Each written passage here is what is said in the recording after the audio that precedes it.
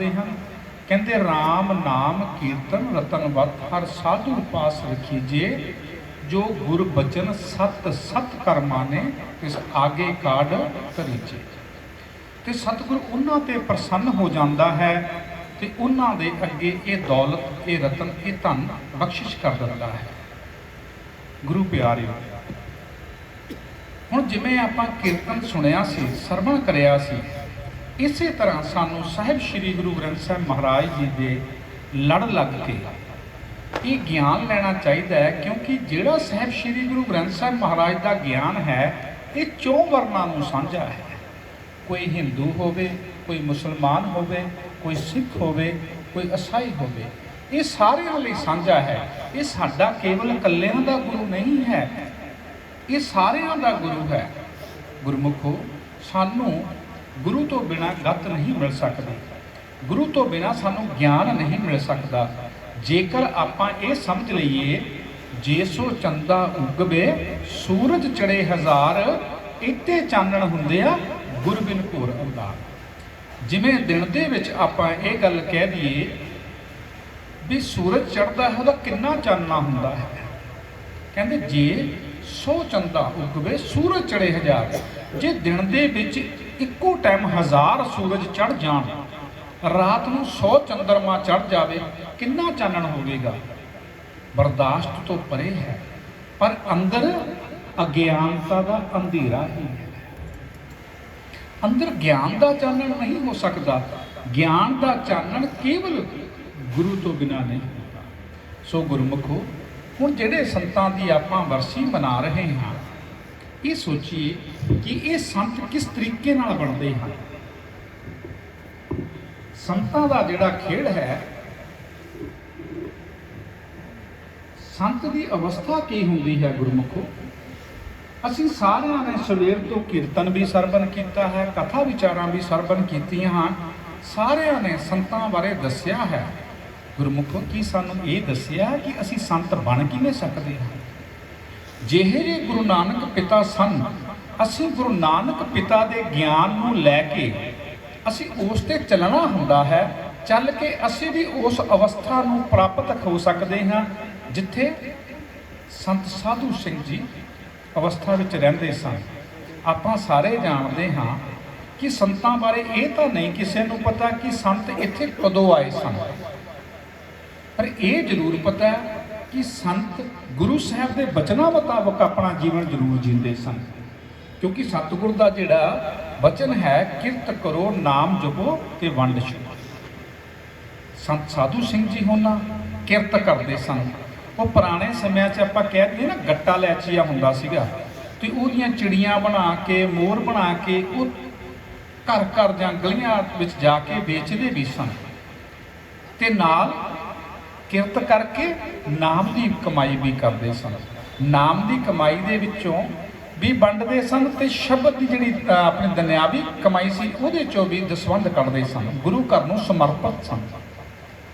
गुरमुखो, असीं उन्हां दे पूरनिਆਂ ते चलना है, क्योंकि अते बरसियां उदों ही सुंदर लगदियां हन मनाउणियां जेकर असीं उन्हां दे आखे लगे तो उन्हां तो जीवन सेध लैके असीं भी वो सब कुछ जान सकीए। गुरमुखो, संत किद्दां बनते हैं? जिहड़े गुरमुख गुरु साहब के बचनों नूं मनते हैं, सिमरन करते हैं। कहते सवास गरास ना विसरे, हर नामा मन मंत, धन सेई नानका पूर्ण सोई संत। किद्दां बनते हैं? ਜਿਹੜੇ गुरमुख जन सतगुर के बचनों नूं मनते हैं, सवास गरास सिमरन करते हैं। देखो, साहिब श्री गुरु ग्रंथ साहिब महाराज की बाणी दे विच सिमरन दीयां जुगतियां का वर्णन किया है। असीं चाहे जिन्ना मर्जी कोशिशां कर लीए, अपनी मत दे नाल असीं जे सिमरन करांगे तां वो सिमरन साडा उस अवस्था ते नहीं लैके जावेगा। जेकर असीं गुरु की मत लैके जुगतियां द्वारा सिमरन करांगे तो असीं सचमुच उस मालिक नाल मिलाप कर सकते हाँ, उस संत अवस्था नूं लीन हो सकते हाँ, उस साधु अवस्था नूं लीन हो सकते हाँ, वो ब्रह्म ज्ञान नूं लीन हो सकते हैं। ਗੁਰਮੁਖੋ, ਗੁਰੂ ਨਾਨਕ ਦੇਵ ਜੀ ਮਹਾਰਾਜ ਇਸ ਮਾਤ ਲੋਕ 'ਚ ਆਏ। ਉਹਨਾਂ ਨੇ ਆ ਕੇ ਕੁਝ ਕਿਹਾ ਸਾਨੂੰ, ਜਿਨ੍ਹਾਂ ਨੇ ਉਹਨਾਂ ਨੂੰ ਸੁਣਿਆ ਤੇ ਮੰਨਿਆ, ਉਹਨਾਂ ਤੇ ਮਾਲਕ ਦੀ ਦਇਆ ਤੇ ਕਿਰਪਾ ਹੋਈ ਹੈ। ਜਿਨ੍ਹਾਂ ਨੇ ਉਹਨਾਂ ਨੂੰ ਸੁਣਿਆ ਹੀ ਨਹੀਂ, ਜਿਨ੍ਹਾਂ ਨੇ ਉਹਨਾਂ ਨੂੰ ਮੰਨਿਆ ਹੀ ਨਹੀਂ, ਉਹਨਾਂ ਤੇ ਕਿਰਪਾ ਨਹੀਂ ਹੋਈ। ਉਹਨਾਂ ਵਿੱਚੋਂ ਇਹ ਨਾ ਸੋਚਿਓ ਕਿ ਆਪਾਂ ਨਹੀਂ ਸਨ, ਆਪਾਂ ਵੀ ਉਹਨਾਂ ਵਿੱਚੋਂ ਹੀ ਸੀ। ਜਦੋਂ ਦੀ ਇਹ ਸ੍ਰਿਸ਼ਟੀ ਪਰਮਾਤਮਾ ਨੇ ਬਣਾਈ ਹੈ, ਉਦੋਂ ਦੇ ਹੀ ਤੁਸੀਂ ਹੋ, ਉਦੋਂ ਦਾ ਹੀ ਮੈਂ ਹਾਂ। ਦੇਖੋ, ਹਰ ਸਮੇਂ ਪਰਮਾਤਮਾ ਆਪਣੇ ਸੰਤਾਂ, ਭਗਤਾਂ, ਮੁਰਸ਼ਿਦਾਂ ਨੂੰ ਸੰਸਾਰ ਤੇ ਭੇਜਦੇ ਹਨ, ਅਵਤਾਰੀ ਪੁਰਸ਼ਾਂ ਨੂੰ ਭੇਜਦੇ ਹਨ। ਉਹ ਆ ਕੇ ਸਾਨੂੰ ਸੁਨੇਹਾ ਦਿੰਦੇ ਹਨ, ਪਰ ਅਸੀਂ ਉਹਨਾਂ ਦੀ ਸੁਣਦੇ ਨਹੀਂ ਹਾਂ। ਦੇਖੋ, ਰਾਮਚੰਦਰ ਜੀ ਮਹਾਰਾਜ ਆਏ, ਉਹਨਾਂ ਨੇ ਵੀ ਸਾਨੂੰ ਸਮਝਾਉਣ ਦੀ ਕੋਸ਼ਿਸ਼ ਕੀਤੀ। ਕ੍ਰਿਸ਼ਨ ਜੀ ਮਹਾਰਾਜ ਨੇ ਗੀਤਾ ਦਾ ਗਿਆਨ ਦਿੱਤਾ, ਅਸੀਂ ਉਹਨਾਂ ਨੂੰ ਵੀ ਨਹੀਂ ਸੁਣਿਆ। ਤੇ ਗੁਰੂ ਨਾਨਕ ਸਾਹਿਬ ਮਹਾਰਾਜ ਆਏ, ਕਹਿੰਦੇ ਕੀ ਫਰਮਾਉਂਦੇ ਹਨ ਗੁਰਬਾਣੀ ਗੁਰੂ? ਕਹਿੰਦੇ ਪ੍ਰਿਥਮੇ ਨਾਨਕ ਚੰਦ ਜਗਤ ਭਇਓ ਆਨੰਦ, ਤਾਰਨ ਮਨੁੱਖ ਜਨ ਕੀਓ ਪ੍ਰਕਾਸ਼। ਮਨੁੱਖਾਂ ਨੂੰ ਤਾਰਨ ਦੀ ਖਾਤਰ ਸ੍ਰੀ ਗੁਰੂ ਨਾਨਕ ਦੇਵ ਜੀ ਮਹਾਰਾਜ ਦਾ ਪ੍ਰਕਾਸ਼ ਹੋਇਆ। ਹੁਣ ਆਪਾਂ ਦੇਖ ਲਓ, ਹੁਣ ਗੁਰੂ ਨਾਨਕ ਦੇਵ ਜੀ ਮਹਾਰਾਜ ਦਾ ਪ੍ਰਕਾਸ਼ ਦਿਹਾੜਾ ਆ ਜਾਣਾ ਹੈ 15 ਤਰੀਕ ਨੂੰ। ਅਸੀਂ ਪ੍ਰਭਾਤ ਫੇਰੀਆਂ ਤਕਰੀਬਨ ਰੋਜ਼ ਕੱਢਦੇ ਹਾਂ। ਅੱਜ ਨਵਾਂ ਇੱਕ ਟ੍ਰੈਂਡ ਚੱਲ ਗਿਆ ਵੀ ਸ਼ਾਮ ਦੀਆਂ ਫੇਰੀਆਂ, ਜਿਹਨੂੰ ਅਸੀਂ ਸੰਧਿਆ ਫੇਰੀਆਂ ਵੀ ਆਖਦੇ ਹਾਂ, ਕੱਢਦੇ ਹਨ। ਉੱਥੇ ਇੱਕ ਸ਼ਬਦ ਰੋਜ਼ ਬੋਲਿਆ ਜਾਂਦਾ, ਸਤਿਗੁਰੂ ਨਾਨਕ ਪ੍ਰਗਟਿਆ ਮਿੱਟੀ ਧੁੰਦ ਜਗ ਚਾਨਣ। ਕਹਿੰਦੇ ਆ ਨਾ ਗੁਰਮੁਖੋ, ਤੇ ਸਤਿਗੁਰ ਤਾਂ ਇਹ ਵੀ ਕਹਿ ਸਕਦੇ ਸਨ, ਸਤਿਗੁਰੂ ਨਾਨਕ ਜਨਮਿਆ। ਨਹੀਂ ਕਿਹਾ ਨਾ? ਕਿਉਂ ਨਹੀਂ ਕਿਹਾ? ਜਿਸ ਦਾ ਜਨਮ ਹੈ ਤੇ ਉਹਦੀ ਮ੍ਰਿਤਿੂ ਪੱਕੀ ਹੈ, ਉਹਦੀ ਮੌਤ ਪੱਕੀ ਹੈ ਗੁਰਮੁਖੋ।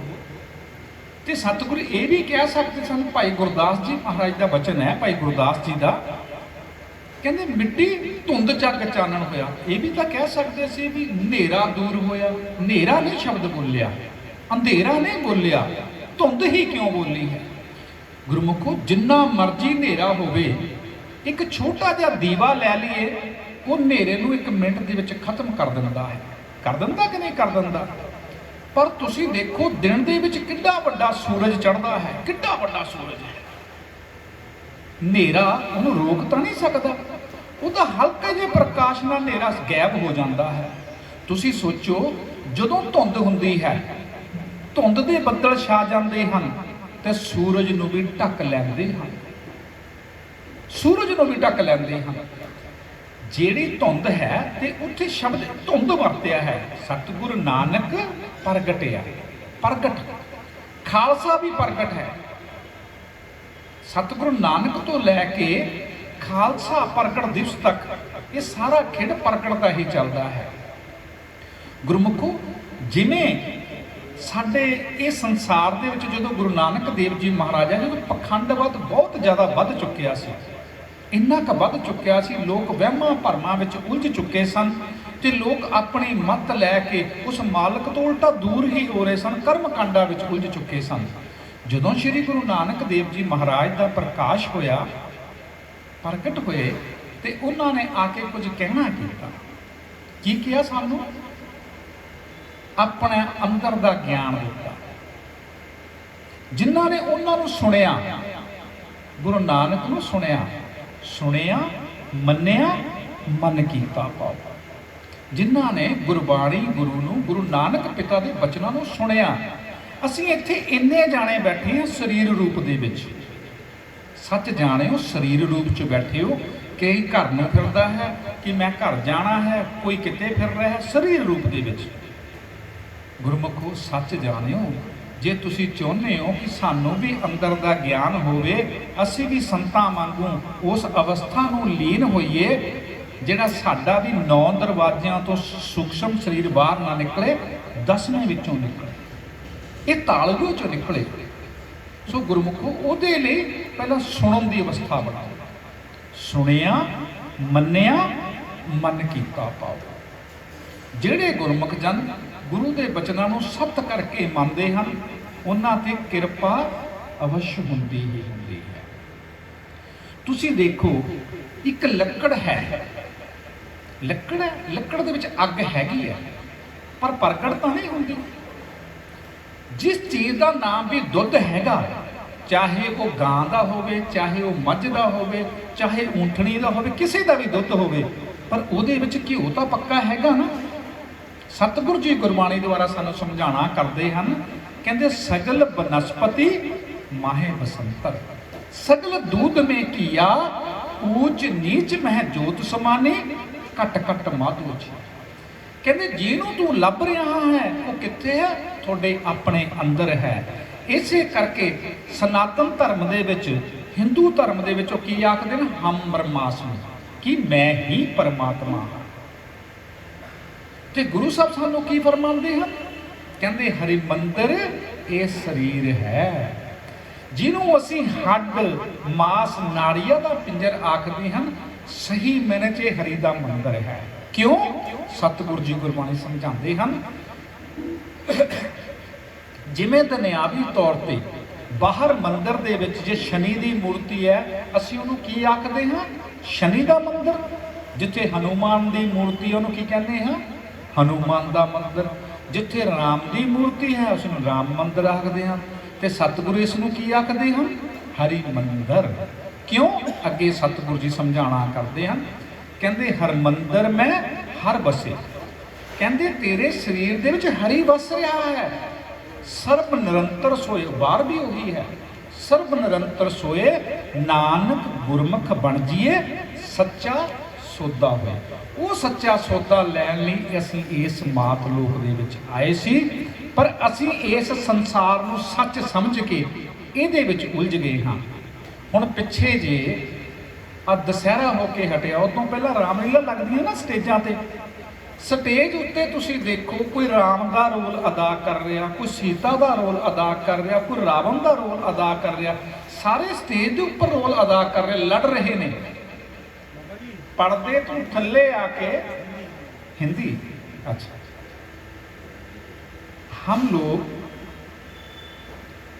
आप पीछे से कुछ समय पहले दशहरा होके गया, तो हर जगह तकरीबन हिंदू धर्म में, सनातन धर्म में रामलीला का चलन चलता है। हमें समझाने के लिए वो रामलीला की जो स्टेज बनी होती है, स्टेज के ऊपर क्या होता है, कोई राम का रोल अदा कर रहा है, कोई सीता का रोल अदा कर रहा है, कोई लक्ष्मण का रोल, कोई रावण का, कोई मेघनाथ का रोल अदा कर रहे हैं। जब स्टेज के नीचे उतर के देखो, जो स्टेज के ऊपर एक दूसरे से लड़ रहे थे, तो अब क्या हो रहा है, पीछे एक दूसरे से बैठे चाय पी रहे हैं, जफ्फियां डाल रहे हैं। ये सारा खेल कहाँ है? इस धरती के ऊपर है। ये खेल का तमाशा है।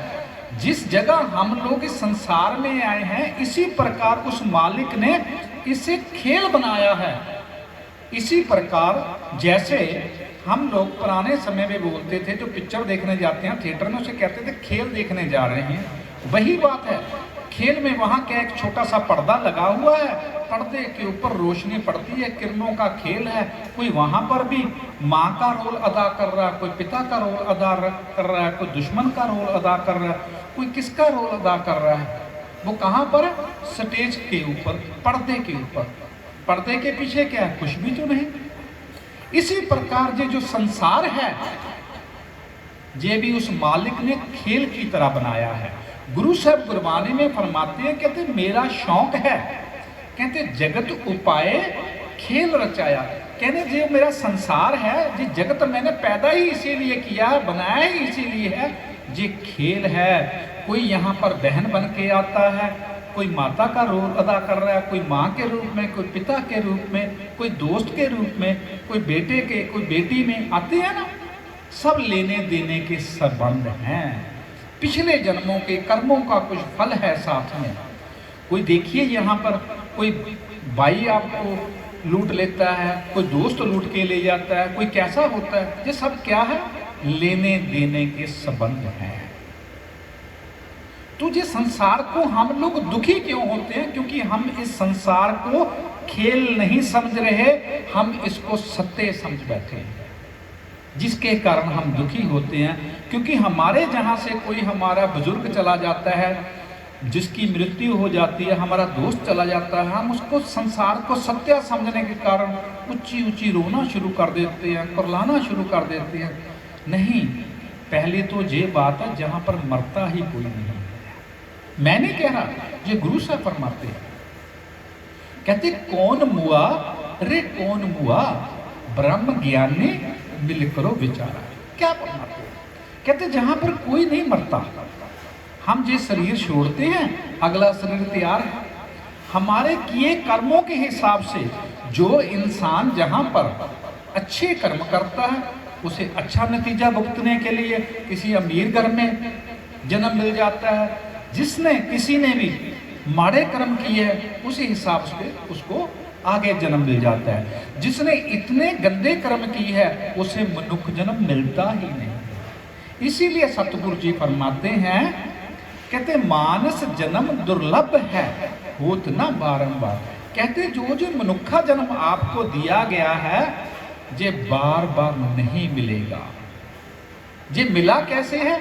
जैसे हम लोग जहां पर अभी बैठे हैं ना, तो इसी प्रकार पिछले जन्मों में भी कहीं ना कहीं हम लोग ऐसे ही बैठे होंगे, मालिक की भक्ति में लीन होंगे, कहीं ना कहीं शब्द की कमाई की होगी, जिस पे हमें मालिक हम पे प्रसन्न हुआ, खुश हुआ, तो उसने क्या दिया?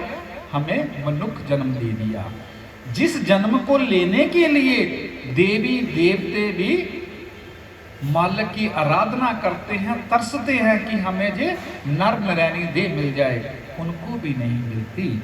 तो सतगुरु जी क्या फरमाते हैं? कहते गुर कृपाते भगत कमाई तब ए मानस देही पाई। इस देही को सिमरे देव, ए देही पज हर की सेव, पजो गोविंद भूल मत जायो मानस जन्म काय हो। सतगुरु जी क्या फरमाते हैं? कहते इस जन्म में आके उस मालिक को मत भूल जाना, जिसने इतना सुंदर आपको शरीर दिया है, इतने सुंदर आंखें दी हैं, इतना सुंदर आपको संसार दिया है, हम लोग इसको दूषित करने लगे। क्या कभी सूरज ने सोचा है कि मैंने उसको रोशनी देनी है जो उसको रोशनी नहीं देनी? चाहे कोई हिंदू हो, चाहे कोई मुसलमान हो, चाहे कोई ईसाई हो, चाहे कोई सिख हो, मालिक तो उसकी बनाई जो दात है, जो उसके बनाए खेल हैं, उसके लिए वो हमारे साथ दवायत नहीं करता, तो क्या परमात्मा करता होगा? नहीं करता। इसीलिए मालिक फरमाते हैं, अवर अल्लाह नूर अपाया, कुदरत के सब बंदे एक नूर पे सब जग। कौन भले को? उस मालिक ने एक अपने नूर से ये सारा संसार पैदा किया। हम सभी उसी के बच्चे हैं, मगर फिर भी हम झगड़ रहे हैं, धर्मों के नाम पे लड़ रहे हैं। क्यों? क्योंकि हमें अंदर का ज्ञान नहीं है। आप देखिए, हमारे पास इतने सुंदर मसाले हैं, गुरु नानक के घर में इतना सुंदर हमें ज्ञान दिया है। देखिए, गुरु गोबिंद सिंह के समय को याद करके देखिए, जब गुरु गोबिंद सिंह का समय जितना ज़्यादातर का था, जंगों और युद्धों में व्यतीत हुआ है। उनके एक सेवक थे जिनका नाम भाई कन्हैया जी था। भाई कन्हैया जी जो थे, उनकी ड्यूटी लगी थी पानी की सेवा की। ये मैं इसलिए बात करना चाहता हूँ, हम क्यों लड़ झगड़ रहे हैं, किस प्रकार झगड़ रहे हैं, वो सभी में तो वही है। तो जब सिखों ने आके गुरु गोबिंद सिंह को बताया कि आपने जो सिख भाई कन्हैया जी नाम का रखा है, वो हमें क्या कर रहा है?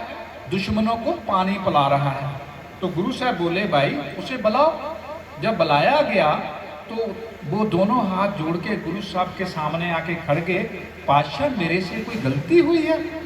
कहते नहीं बेटा, इन लोगों ने शिकायत की है कि आप दुश्मनों को पानी पिलाती हो। कहता सच्चे पातशाह, मेरे को तो कहीं दुश्मन दिखाई ही नहीं दे रहा, जहां भी देख रहा हूं आपका मुख ही तो मेरे से पानी मांग रहा है, और आपको इनकार कैसे कर दूं? ये किसकी है? सच्चे सिख की निशानी। और सच्चे गुरु की निशानी क्या है?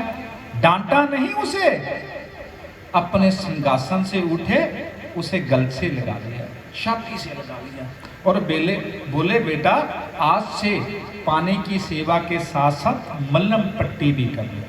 तो गुरबानी गुरु फरमाते हैं, सब गोविंद है, सब गोविंद है, गोविंद बिन नहीं कोई। जब उसके बिना है ही कोई नहीं तो फिर हम क्यों लड़ झगड़ रहे हैं? ये सब सियासी खेल है, हम लोग इनसे सचेत रहें।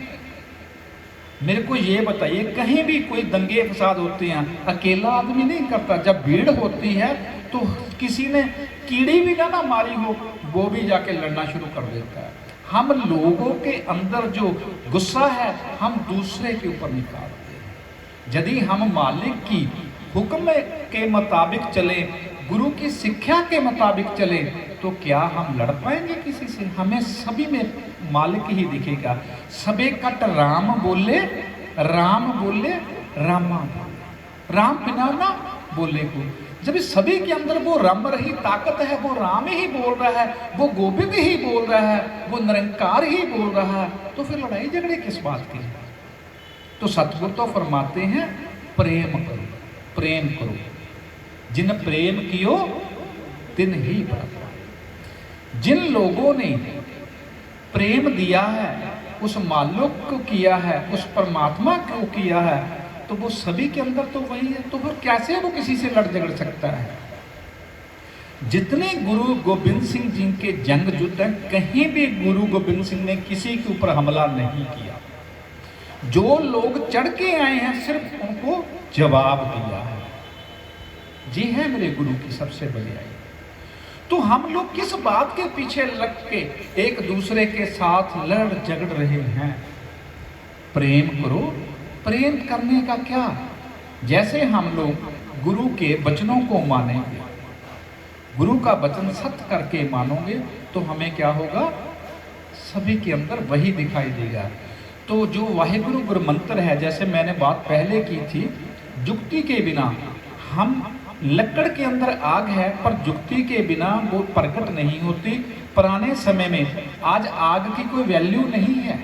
आप मानिए आज से कुछ समय पहले जो हमारी उम्र के हैं, मेरे को याद है हम अपने गांव नानके जब जाते थे ना, तो हमारी मामी बोला करती थी, बेटा जाओ वहां पर जाके आग मांग लाओ। आग मांग के लेके आते थे। हमने जाना कहीं और किसी के घर में, बोला मामी ने आग मंगाई है, तो उन्होंने क्या करना, एक छोटी सी ठुठी जो होती थी ना, इसकी क्या कहते हैं, मिट्टी की, उसके ऊपर उन्होंने आग डाल के ऊपर थोड़ी सी राख डाल देनी। तो हम लोगों ने जाके मामी को दे देनी, मामी ने फूंक मार मार के उसको निकाल के आग। ऐसे आज हर के पास माचिस है। इससे और पीछे चल जाओ, जब समय आग थी ही नहीं, पता कितना खतरनाक समा था, जब तक आग की खोज ही नहीं हुई थी। रात को जो जानवर होते हैं वो रात को शिकार करते हैं। जब किसी का बेटा, बुजुर्ग आदमी, किसी ने बच्चे को उठा के ले जाना, शेर भालू किसी ने, तो लोगों को रात होते ही भय रहता था। लोग रात से डरते थे। क्या करें? जानवर जो थे वो रात को आते थे। जब आग की खोज हुई तो लोगों ने पता कितनी खुशी मनाई। जिसके पास जो भी कीमती चीज थी उसने उसमें डाल दी, जिसे हम आहुति कहते हैं, आहुति दे दी जिसके पास में कीमती थी। आज तो हमें आग की वैल्यू नहीं है ना, क्योंकि हर के घर में माचिस या लैटर है, बहुत कुछ आ गया है। उस समय की बात कीजिए जब चीजें नहीं थी, क्या वैल्यू थी। इसी प्रकार हम लोग उस मालिक को मिलने के लिए हमें भी उस मालिक की भक्ति करनी पड़ेगी।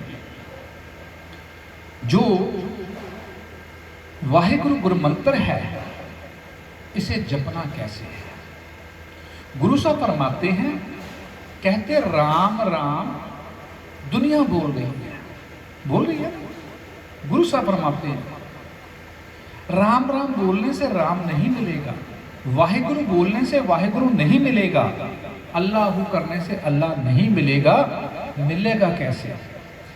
कहते राम राम करता सब जग फिरे, राम ना पाया जाए। कहते सारी जिंदगी आप राम राम करते रहो, वाहिगुरु वाहिगुरु करते रहो, क्या होगा? बस यही फायदा होगा कि एक जो पत्थर है ना पानी के बीच में पड़ा है, सिर्फ धूप की तपस से बचा हुआ है, मगर अंदर का कोई फायदा नहीं होगा। अब फायदा कैसे होगा? सतगुरु फरमाते हैं कैसे होगा? कहते जुक्ति के द्वारा। कहते राम राम बोल बोल खोज दे बढ़ता गया। कहते आपको बोलना पड़ेगा। जब गुरु नानक साहब आए थे उस समय राम शब्द प्रचलित था। आज भी आप राम शब्द उस मालिक के साथ मिलाप कर सकते हो, पर नया शब्द हमें गुरु साहब ने दिया, वाहिगुरु गुरु मंत्र। संसार में जितने हैं मंत्र हैं, गुरु मंत्र केवल वाहिगुरु शब्द है, केवल एक ही है। अब गुरु साहब क्या फरमाते थे? राम राम करता सब जग फिरे, राम ना पाया जाए। आगे क्या बोलते? राम कहन में भेद है। कहते राम कहन में जुक्ति है।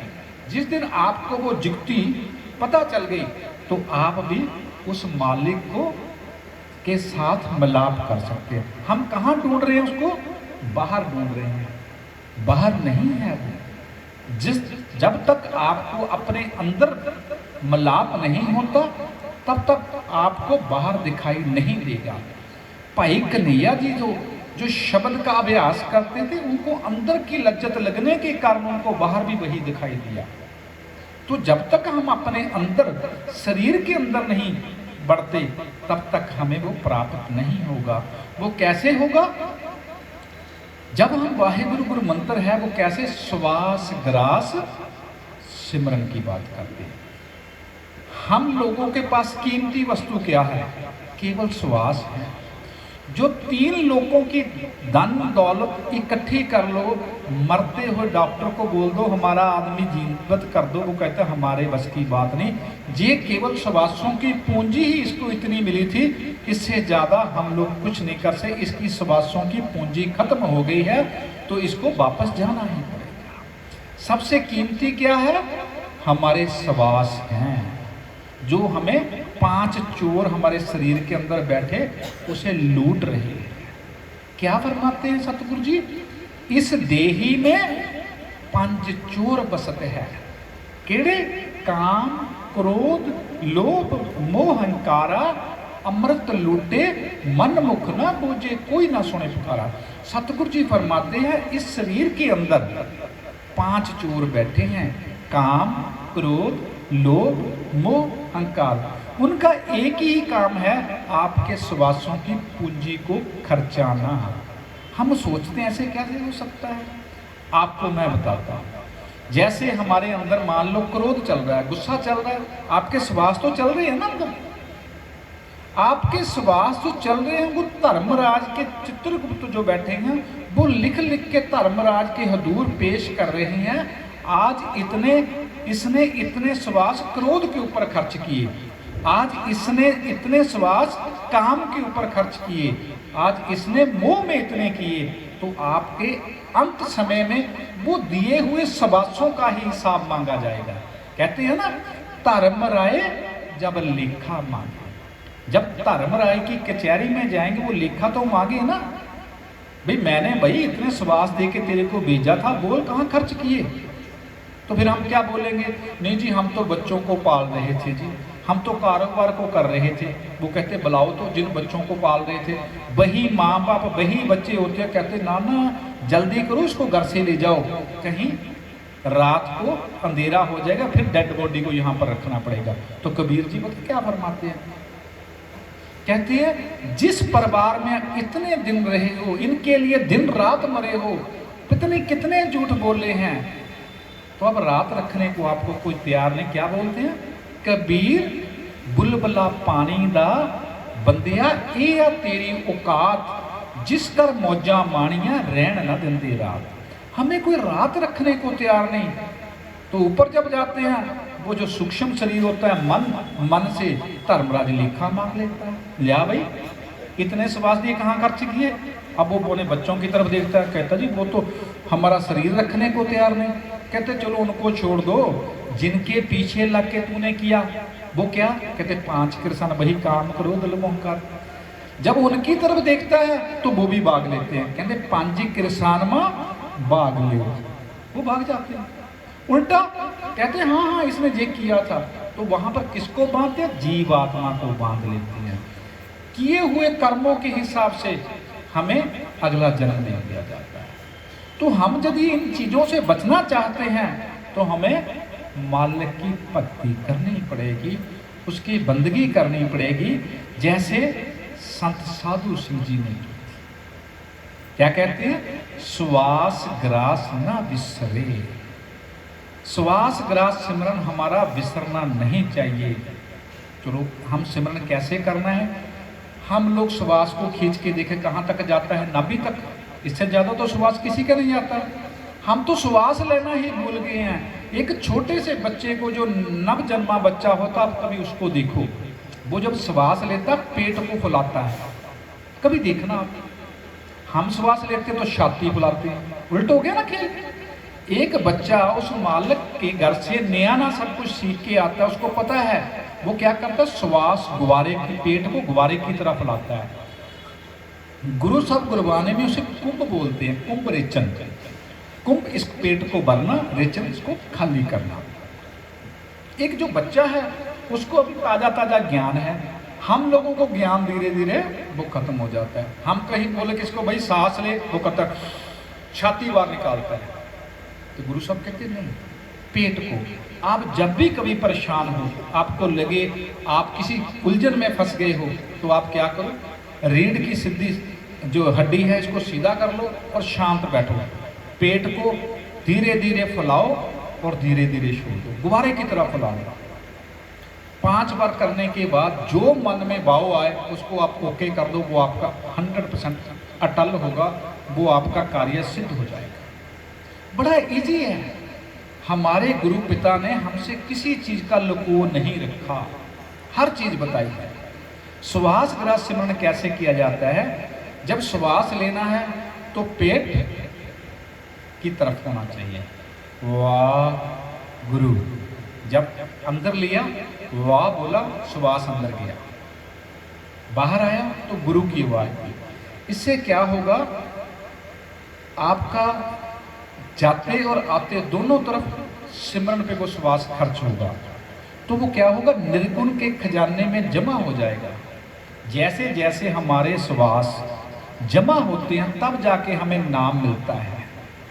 जो लोग कहते हैं ना हमने फलाने संतों से नाम लिया है, नाम दान लिया है, ये किसी की पावर नहीं कोई दे सके हमें। संत मुर्शिद जो भी होते हैं हमें जुक्ति बताते हैं, उस मालिक की भक्ति करने की विधि बताते हैं। नाम किसी की पावर नहीं, वो केवल निरंकार के अपने हाथ में, आप सभी के अंदर वो चल रहा है। हम लोगों का ध्यान बाहर के कारण हमें वो सुनाई नहीं देता। तो वो किस प्रकार के होते हैं? हम लोग कहते हैं 5 प्रकार के, तो गुरु साहब बताते ही हैं। कहते 5 शब्द तित कर सुभागे। 5 शब्द हमारे अंदर सबके चल रहे हैं, मगर सुनाई क्यों नहीं देते? क्योंकि हम बाहर मुखी हो चुके हैं, हम अंतर्गत जाते ही नहीं। यदि आप लोग उस नाम को प्राप्त करना चाहते हो तो क्या करना पड़ेगा? श्वास ग्रास सिमरन करना पड़ेगा। आओ पहले करते हैं, फिर उसके बाद आगे चलते हैं। कैसे? वाह गुरु, वाह गुरु, वाह गुरु, वाह गुरु।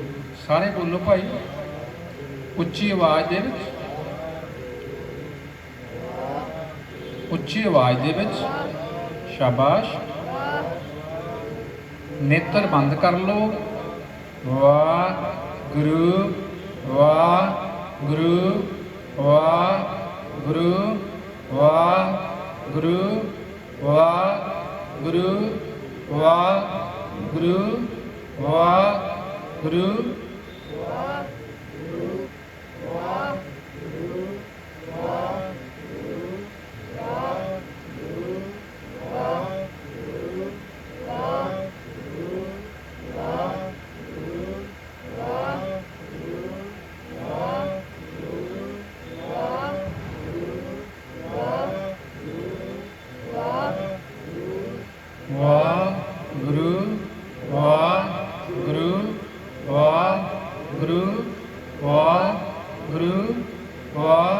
गुरु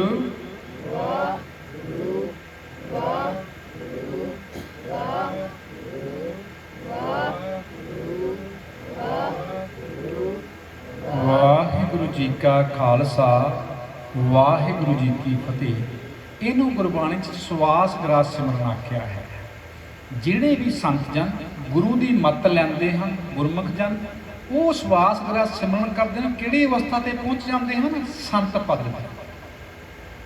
जदों इस तरीके नाल तुसी सिमरन करोगे, जब आप लोग इस प्रकार सिमरन करोगे कि जो आपके सवास है ये निर्गुण के खजाने में जमा होते हैं, जिससे मालिक खुश होकर हमें अनहद बाणी प्रकट कर देता है। वो अनहद बाणी क्या होती है? अनहद बाणी गुर शब्द जानी, हर नाम हर रस भोगो, कहे नानक प्रभ आप मिलया करण कारण जोगो। वो चीज़ आपको मिल जाती है जो सब कुछ करने के समर्थ है। आप देखिए, यदि हम लोग इस नाम की बात कर रहे हैं, जो वाहिगुरु गुरमंत्र है ये नाम तक पहुंचाता है। ये नाम क्या होता है? सबसे बड़ी बात है, हमारे मन में ये क्वेश्चन होगा, ये नाम है क्या, जिससे ये संसार की उत्पत्ति हुई है। यदि साइंस की बात करो ना, मेडिकल साइंस कहती है ये जो संसार था एक मटर के ताने, मटर का जितना दाना होता है ना, ऐसे उसमें दबा कर भरा हुआ था। एक समय विस्फोट हुआ, धमाका हुआ, तब से ये संसार होंद में है, तब से खंड ब्रह्मांड चलते जा रहे हैं। तो गुरु साहब क्या फरमाते हैं? कहते उत्पत्त परलो शब्दे होवे। जो आप देख रहे हो ये सारा कुछ शब्द से ही पैदा हुआ है। तो उसी को सतगुरु पंचवें पातशाह फरमाते हैं, नाम के तारे सगले जंत, नाम के तारे खंड ब्रह्मांड, नाम के तारे आकाश पताल, नाम के तारे पुरिया सपन। जो भी हम लोग देख रहे हैं सारा कुछ नाम से ही उत्पन्न हुआ है। उसी को हिंदू महात्मा ओम बताते हैं। वो कहते हैं ना ये सब कुछ ओम से पैदा हुआ है। गुरु नानक साहब उसे क्या फरमाते? एक ओंकार। वो एक है जो एक शब्द स्वरूप है, जहाँ से ये संसार पैदा हुआ है। मुसलमान उसे बांग बोलते हैं, कलमा बोलते हैं, यहूदी उसे लंगाज बोलते हैं, क्रिश्चियन उसे वर्ल्ड बोलते हैं। सारा संसार उसी की बात कर रहा है। सिर्फ हमारी भाषा का फर्क होने के कारण हमें वो चीज़ समझ नहीं आती। सभी का बात वही है, सभी धर्म वही की लेके जाते हैं। जैसे देखिए, हम बात करते हैं, गुरु साहब गुरबाणी में फरमाते हैं, कहते मस्तक पद्म दबाले मणि। यहाँ पर एक मणि का प्रकाश होता है। मणि किसे बोलते हैं? सांप जो होता है ना, सप के जब उम्र बहुत ज़्यादा हो जाती है उसकी, तो करोड़ों में एक सप होता है जिसके मुंह में मणि आ जाती है। वो मणि से क्या काम लेता है पता है आपको? वो केवल वो मणि को बाहर निकाल देता है। मणि के प्रकाश के कारण कीड़े मकोड़े आते हैं तो वो उसको खाना शुरू कर देता है। वो सप सिर्फ इतना ही काम लेता है। तो जब हम लोग सप की मणि की बात की जाती है, क्यों की जाती है? क्योंकि जो हमारी सूक्ष्म नाड़ी है, हमारे अंदर 3 नाड़ियां हैं, ईड़ा, पिंगला और सूक्ष्मना। जो सूक्ष्मना नाड़ी है वो हमारी रीढ़ की हड्डी के सेंटर से जाती है। जो हमारी नाभि है, जिसे हम धुन्नी भी बोलते हैं, नाभि में यहाँ पर वो सर्कल काटती है, जैसे सप कुंडली मार के बैठा होता है। जब हम बार बार श्वास ग्रास सिमरन करते हैं ना, वाह गुरु ऐसे करते हैं, चोट पड़ती है। चोट पड़ने के कारण जो सूक्ष्मना नाड़ी है उससे प्रवेश होकर चेतना हमारी यहाँ पर चली जाती है। उससे पहले यहाँ पर शेकर आते हैं, जिसे गुरबाणी में शेकर, शे गुर, शे उपदेश बोला जाता है। शेकर और कबीर जी फरमाते हैं, खट नेम कर कोठड़ी बांधी। खट मीन्स भी 6 चक्कर ही होते हैं। वो 6 चक्करों के बीच में से ये सूक्ष्मना सर्कल करती है। जिस घर में जाती है वहां पर अलग सी आवाज हो जाती है। वाहिगुरु गुरु मंत्र सिर्फ अनहद शब्द तक पहुंचाता है। उसके बाद वो अनहद शब्द हमारा गुरु है। वो जो संत लोग होते हैं वो उनको उसकी पूरा ज्ञान होता है। जैसे हम लोग श्वास ग्रास सिमरन कर रहे थे ना, तो जिन्होंने ये श्वास ग्रास सिमरन रेगुलर किया है तो उनकी अवस्था क्या हो गई? संत की होगी ना। श्वास ग्रास ना विसरे, हर नामा मन मन धन से ही नानका पूर्ण सोई संत। देखो पूर्ण संत की निशानी दसी है। जो वो सवास ग्रस्त सिमरन जब वो करते हैं, करते करते क्या होता है, वो अगली अवस्था में चले जाते हैं। तो सतगुरु क्या फरमाते हैं, ते गीत नाद अखारे संगा ऊहा संत करे हर रंगा। उनके अंदर अनहद बाणी चलती है, वो हर वक्त उसी रंग में रहते हैं। जो अनहद बाणी की जो पूंजी है ना, इसकी चाबी पता किसके पास होती है? पहले तो हम गुरु के वचनों को मान के श्वास ग्रह सिमरन करते हैं, तो संत की अवस्था में तो फिर क्या होता है, इसकी चाबी भी वो संत को दे देते हैं। क्या फरमाते हैं सतगुरु जी गुरबाणी में, कहते अनहद बाणी पूंजी संतन हथ राखी पूंजी। सतगुरु जी फरमाते हैं वो संतां नूं उहदा ज्ञान दे दिंदा है, संत फिर सानू वो ज्ञान दिंदे हैं, भाई बेटा तुसी सिमरन करो, आप सिमरन कीजिए तो धीरे धीरे आपको भी वही सब कुछ प्राप्त होगा। तो जब आप श्वास ग्रस्त सिमरन करोगे तो फिर आपकी अवस्था संतों वाली होगी। और जब हम लोगों ने आज से बहुत साल पहले संत सिंह मस्कीन की कथा सुनी थी, उनमें इन संतों के बारे जिक्र किया था, तो हम ढूंढते फिरते आज से 4 साल पहले यहाँ पर हम लोग आए थे, ढूंढ के आए हम लोग। किसी को ऐसे पता चला तो धीरे धीरे हमने इनकी पूरी जानकारी ली भी ये संत जी कौन थे। तो क्या पता लगा, जब हम लोग सिमरन ऐसे करोगे, धीरे धीरे आपके अनहद बाणी में आप समाना शुरू कर दोगे, तो आपके नाभि से ब्रह्म अग्नि प्रकट हो जाती है। आपने सुना होगा जब रावण का मृत्यु का समय आया, सुना है ना आप लोगों ने, सभी ने पता है। तो रामचंद्र जी महाराज ने बड़ी कोशिश की उसको मारने की, तो नहीं मार सके। तो उनका रावण का भाई विभीषण उन्हें बताता है कि आप ना इसकी नाभि में तीर मारो, जब तीर मारोगे जहां पर इसके अमृत का खूंट है वो खत्म हो जाएगा, तब जे मरेगा। तो उन्होंने कहां पर निशाना लगाया, नाभि पे। ये नाभि बहुत बड़ी बात है, आप लोग इसका कहीं भी ज्ञान नहीं कोई देने को तैयार है। मां के गर्भ से हम लोग किससे जुड़े होते हैं, नाभि से। जब हम बाहर आते हैं तो नाभि को काट दिया जाता है, तो हम लोग फिर रोते हैं। पहले मालिक के साथ जुड़े थे नाभि के जरिए, तो जब काट दिया जाता है तो हम सबसे पहले श्वास जाता है तो रोना शुरू करते हैं। तो उस समय माया अपना जाल इसके ऊपर डाल लेती है। तो मैं इधर नहीं जाना चाहता क्योंकि ये बहुत लंबा हो जाएगा। तो बात वो है, जब लोग हम लोग संतों के बारे बात चल रही है, क्योंकि उनके जीवन की के बारे जानना भी जरूरी है, वो कैसे संत बनते हैं। श्वास ग्रस्त सिमरन करने के बाद धीरे धीरे क्या होता है, नाभि हमारी चलनी शुरू हो जाती है, हमें उसकी आवाज़ भी सुनाई देती है, जहाँ से सुखमना नाड़ी से ऊपर जाता है।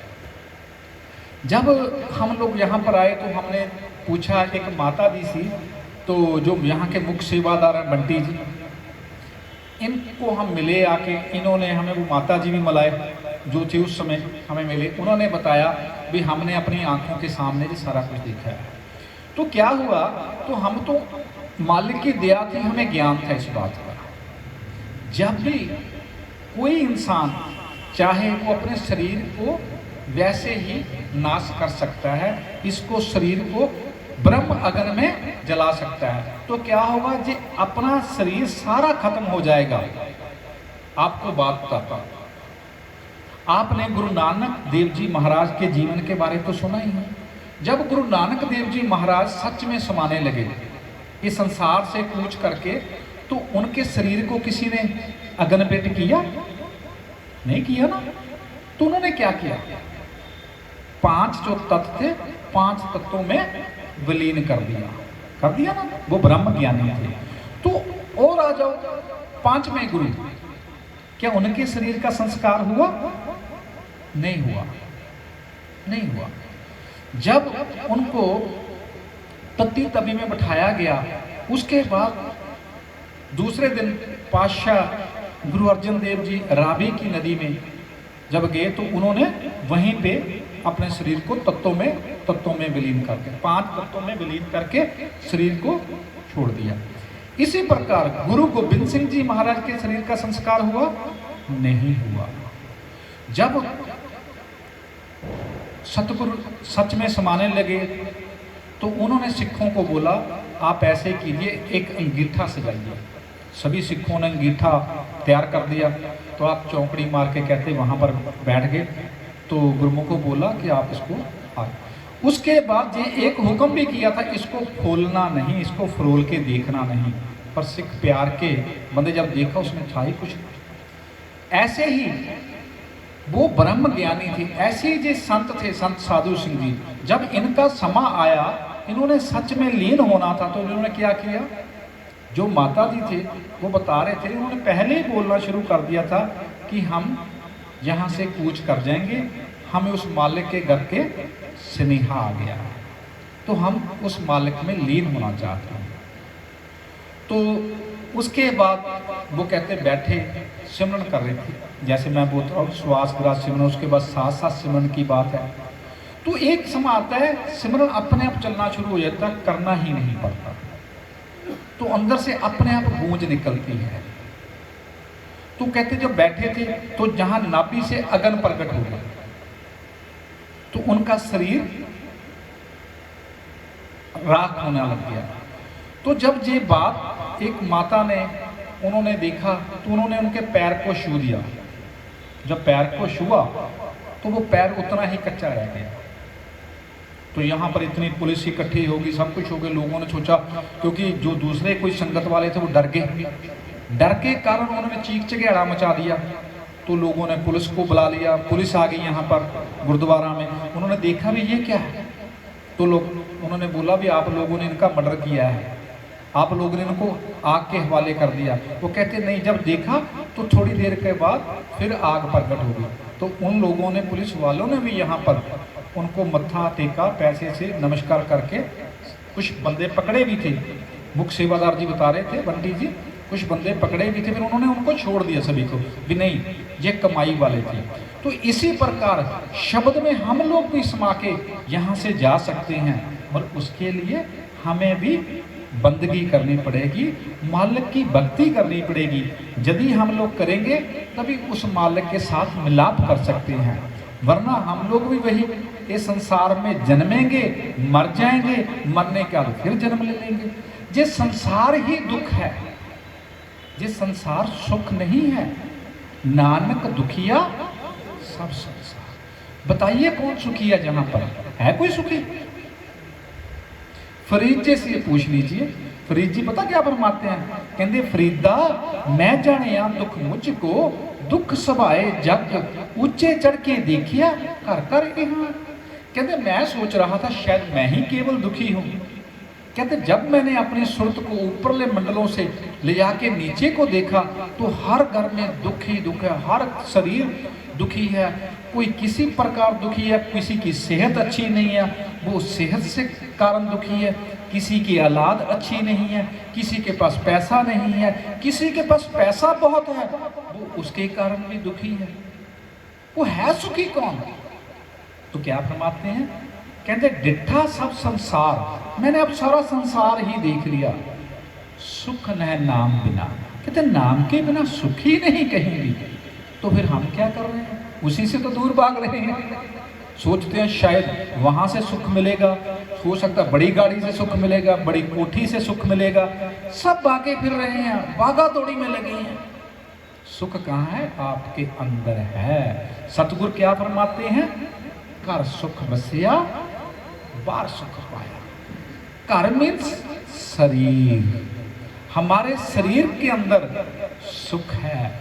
जब हम लोग शरीर के अंदर बढ़ते हैं तो हमें सुख मिलता है, तो बाहर भी सुख मिलता है। हमें उदाहरण के तौर पे पता है ना, गुरु अर्जन देव जी महाराज शहीदी तत्ती तभी के ऊपर बैठाने के कारण भी शरीर के ऊपर छाले हो गए, ऊपर से तपती रेत, फिर भी एक शब्द कोई माड़ा बोला उन्होंने? नहीं बोला ना, क्योंकि अंदर ठंडे थे, अंदर शांति थी, तो बाहर क्या उनको तपा सकती थी। तो हम लोग अंदर से तपे हुए हैं, बहाना क्या करते, इसने मेरे को गुस्सा दिलाया था। अरे भाई आप क्या बात कर रहे हो, कोई किसी को गुस्सा नहीं दिलाता। देखो सारा कुछ उसने जोर लगा दिया गुरु साहब को गुस्सा दिलाने के लिए, दिलाया। तो सतगुरु क्या फरमाते हैं, तेरा भाना मीठा। सो कहते हैं जहांगीर की जो नूंह थी ना, वो गुरु साहब को बहुत प्रेम करती थी। कहते जब उसको पता लगा भी गुरु साहब को इतने तसीहे दे रखे हैं, तो उसने अपने आप को गहनों से भर लिया, क्योंकि गुरु साहब को मिलने नहीं दिया जाता था। तो वो उसने क्या किया, रात को गुरु साहब को मिलने के लिए निकल पड़ी। जो भी आगे और पहरेदार मिलता उसको क्या करती, कोई सोने की चीज उतार के दे देती। कहते जब गुरु साहब तक पहुंची तो उसके पांव में पंजेबे थे, झांझरे थे। तो उसकी शनकाहट सुनाई दी। तो गुरु साहब फरमाते हैं, बेटा कौन है तू? पता क्या बोला? कहती मैं चंदू पापी की नूंह हूं। कहते बेटा उसे पापी क्यों बोलती है? देखो अंदर शांति है ना, फिर भी कहीं गुस्सा नहीं किया। तो हम लोग घर वाली से लड़ना, बहन से लड़ना, भाई से लड़ना, बाप से लड़ना, क्या हुआ? गुस्सा आपके अंदर है, कोई बाहर से नहीं दिलाता आपको। कैसे? मैं बताता हूं। जैसे हमारे अंदर खून चल रहा है ना, सबके अंदर, मान लो कोई मेघ आपको लग जाती है तो खून बाहर आएगा ना। तो खून तो आपके अंदर चल ही रहा था, गुस्सा तो आपके अंदर था, दूसरा तो एक बहाना बना, जरिया बना था। आप पहले ही भरे हुए थे, इसीलिए एक जरिया बना जिसको आप निकालने की तरफ दूसरे को गुस्सा कर रहे हो। उससे सुख नहीं मिलेगा और आप अशांत होंगे। अशांत होने के कारण आप बीमार होंगे। दुखों का कारण एक ही है, मन की अशांति। मेडिकल साइंस ये बताती है 25,000 टोटल बीमारियां हैं यहाँ पर, 25,000। 24,975 बीमारी जो है ये मन की परेशानी से लगती है। और बची कितनी? केवल 25 बीमारियां। मैं तो ये कहता हूं मुझे 25 की 25,000 बीमारियां मन की परेशानी से लगती हैं। सतगुरु जी गुरबाणी में फरमाते हैं, हम सुखमनी साहब की बाणी को रोज पढ़ते हैं। क्या फरमाते हैं? सिमरो सिमर सिमर सुख पाओ, कल कलेश तन माहे मिटाओ। ये तन ਨੂੰ ਬਿਮਾਰੀ ਕਿੱਦਾਂ ਲੱਗਦੀ ਹੈ? ਮਨ ਦੀ ਪਰੇਸ਼ਾਨੀ ਨਾਲ। ਹੁਣ ਤੁਸੀਂ ਪਿੱਛੇ ਜੇ ਦੇਖਿਆ ਕਰੋਨਾ ਆਇਆ, ਤੁਸੀਂ ਕੀ ਸੋਚਦੇ ਹੋ? ਕਰੋਨਾ ਕੋਈ ਪਹਿਲੀ ਵਾਰੀ ਆਇਆ? ਜ਼ੁਕਾਮ ਕਿਹਨੂੰ ਨਹੀਂ ਹੁੰਦਾ ਸੀ? ਬੁਖਾਰ ਕਿਹਨੂੰ ਨਹੀਂ ਚੜਦਾ ਸੀ? ਕਰੋਨੇ ਦਾ ਭੈ ਨੇ ਬੰਦੇ ਮਾਰੇ।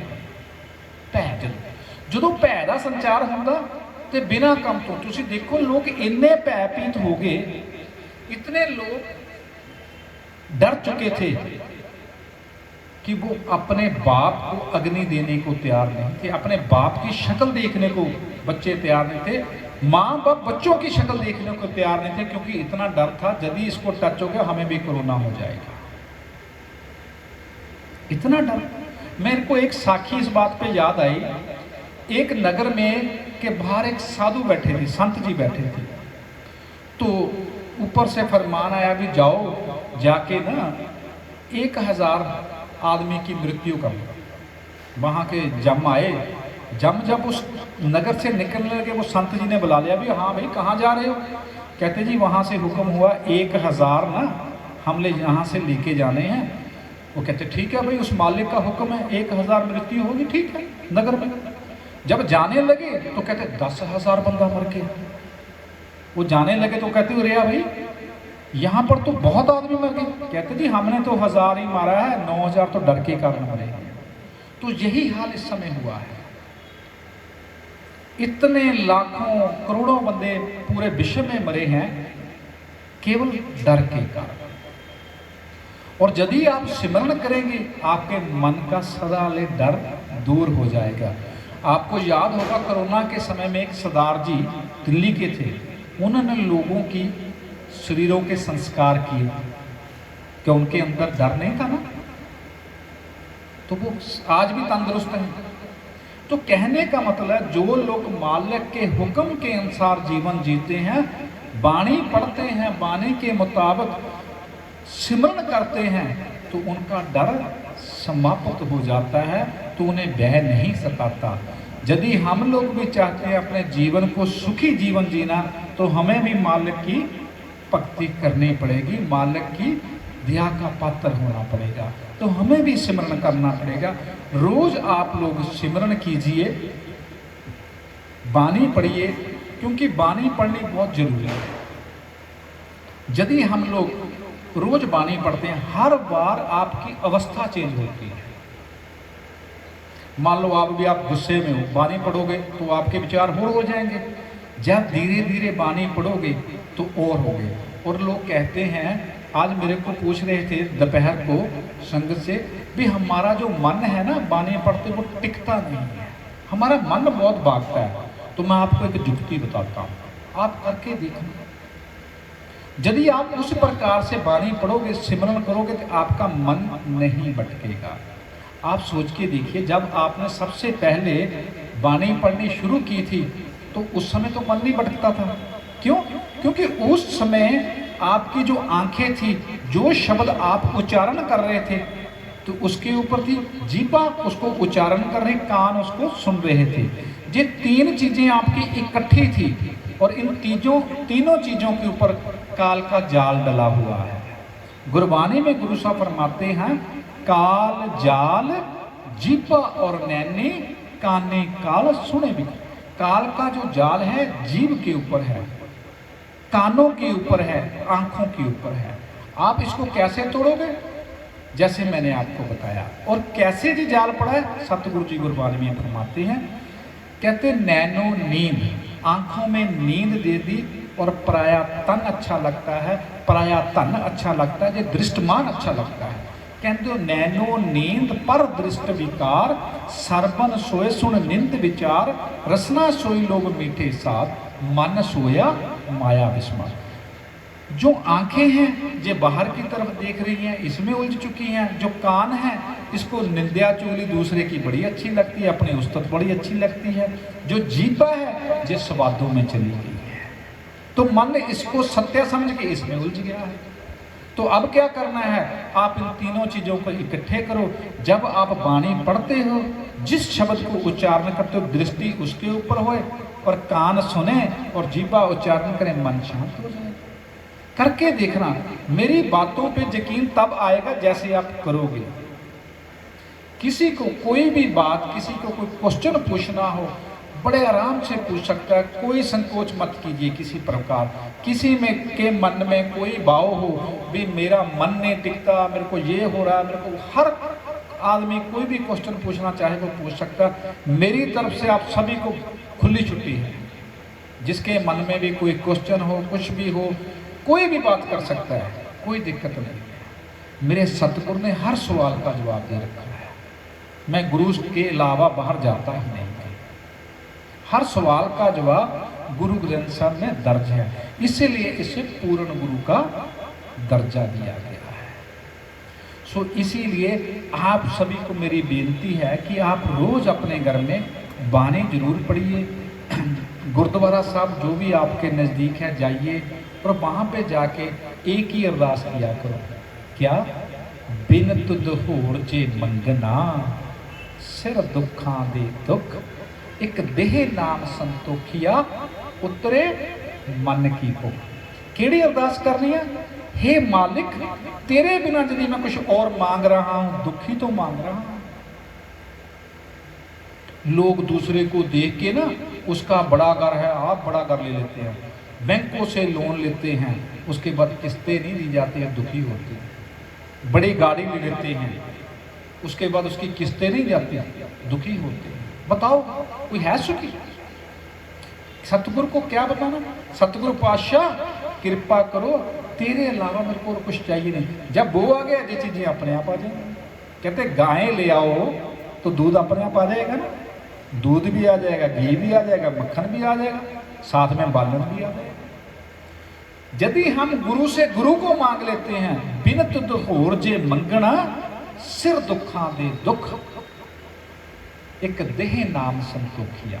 हे मालिक, हमारे ऊपर तरस करो, हमें नाम दे दो जिससे हमें संतोष मिल जाए। एक देह नाम संतोषी, उतरे मन की भूख। जो मन हर वक्त मांगता रहता वो शांत हो जाएगा। सो इतनी बेनती स्वीकार, टाइम ज़्यादा हो गया। सो रोज़ सिमरन जरूर करिया करो। तो आओ 5 मिनट लिए फिर सिमरन कर लीए। श्वास ग्रास। वाह गुरु वाह गुरु वाह गुरु वाह गुरु वाह गुरु वाह गुरु वाह गुरु वाह गुरु वाह गुरु वाह गुरु वाह गुरु वाह गुरु वाह गुरु वाह गुरु वाह गुरु वाह गुरु वाह गुरु वाह गुरु वाह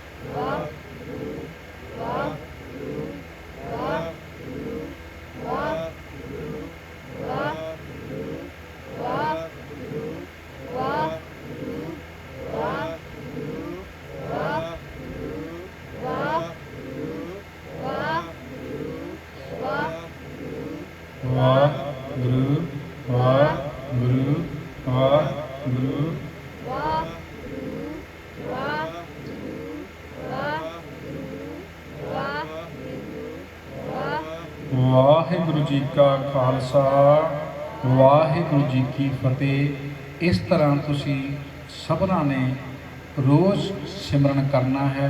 फिर गुरु साहब तुहाडी भी ड्यूटी लाउणगे। की सतगुरु जी फरमाते हैं, कहते साजन संत करो ए काम, आन त्याग चुपो हर नाम। ठीक है, सिमर सिमर सिमर सुख पावो, आप जपो ते अवरा नाम जपावो। फिर तुहाडी भी ड्यूटी लगेगी। जिन्ना तुहानू ज्ञान है उन्नी ही गल करनी है। सिमरन आप भी करना है, दूजिਆਂ ਨੂੰ भी प्रेरित करना है कि सिमरन करो सिमरन करो सिमरन करो। सिमरन ਦੇ ਵਿੱਚ ਹੀ ਸਭ ਕੁਝ ਹੈ। सिमरन ਦੇ ਨਾਲ ਹੀ ਸਾਰੀਆਂ ਸੁੱਖਾਂ ਦੀ ਪ੍ਰਾਪਤੀ ਹੁੰਦੀ ਹੈ। ਦੁੱਖ ਕਲੇਸ਼ ਘਰ ਚੋਂ ਸਦਾ ਲਈ ਖਤਮ ਹੋ ਜਾਂਦੇ ਹਨ। ਸਰੀਰਕ ਤੰਦਰੁਸਤੀਆਂ, ਖੁਸ਼ੀਆਂ, ਖੇੜੇ, ਆਨੰਦ ਬਖਸ਼ਿਸ਼ ਹੁੰਦਾ ਹੈ। ਸੋ ਗੁਰਮੁਖੋ ਇੰਨੀਆਂ ਬੇਨਤੀਆਂ ਪ੍ਰਵਾਨ ਕਰਨੀਆਂ। ਆਪ ਜੀਆਂ ਨਾਲ ਗੁਰਬਾਣੀ ਦੀ ਵਿਚਾਰ ਕਰਦਿਆਂ ਹੋਇਆਂ ਅਨੇਕ ਤਰ੍ਹਾਂ ਦੀਆਂ ਭੁੱਲਾਂ ਗਲਤੀਆਂ ਹੋ ਗਈਆਂ ਹੋਣਗੀਆਂ। ਅਣਜਾਣ ਤੇ ਮੂਰਖ ਬੱਚਾ ਸਮਝ ਕੇ ਬਖਸ਼ ਦੇਣਾ ਜੀ। ਆਪ ਸਾਰਿਆਂ ਨੇ ਫਤਿਹ ਦਾ ਜਵਾਬ ਫਤਿਹ ਵਿੱਚ ਦੇਣਾ ਜੀ। ਵਾਹਿਗੁਰੂ ਜੀ ਕਾ ਖਾਲਸਾ ਵਾਹਿਗੁਰੂ ਜੀ ਕੀ ਫਤਿਹ।